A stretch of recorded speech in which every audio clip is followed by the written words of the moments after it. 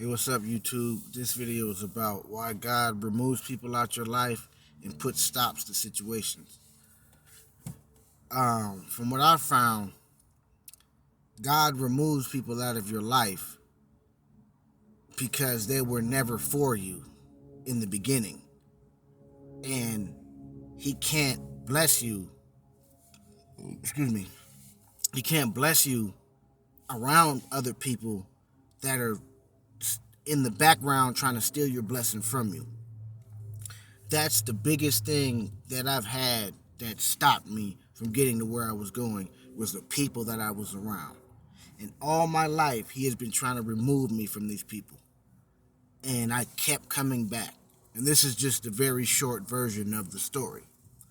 But He kept on setting things up to where I would get removed in a bad way, in a short end of the stick way every time.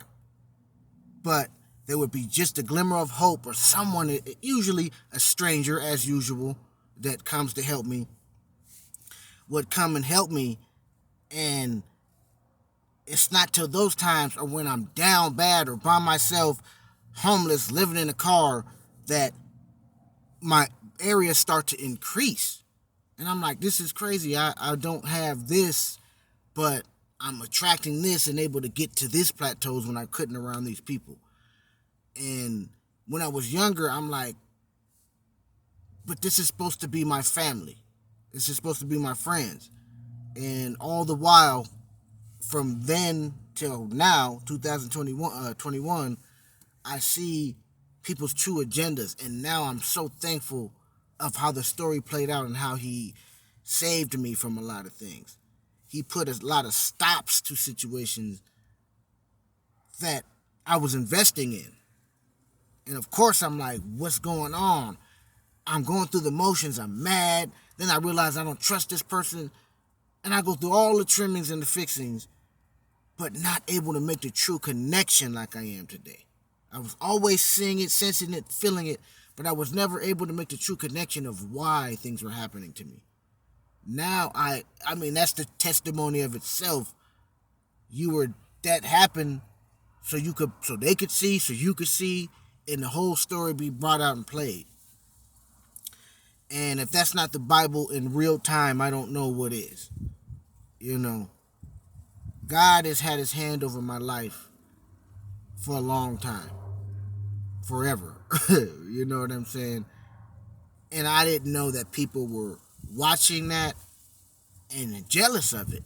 And a lot of the times, I usually sat back and took the low road, or a much more humble road, where I'm like, man, I can't just do that. You know what I'm saying?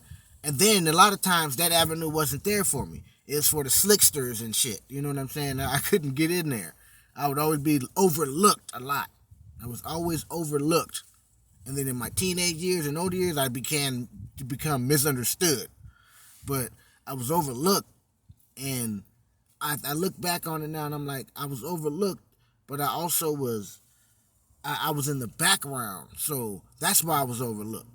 You know what I'm saying? It all makes sense. Now I understand why I played the background so much. I was in the high school, and I looked at the thing and I said I was so incognito that I wasn't in the yearbook, in the scoop, the face picture, the class, none of that. I said, how did I do that? I'm not nowhere in the yearbook. That was like, wow, bro. But God has removed. It's been the closest people to me, and the ones that I think is close. And it took me a long time to realize, just because it's your family, just because it's this, doesn't mean it's your family, because they wouldn't be treating you like this, and they wouldn't be doing this. But when you grow up in a dysfunctional family, you think it's regular. You know what I'm saying? And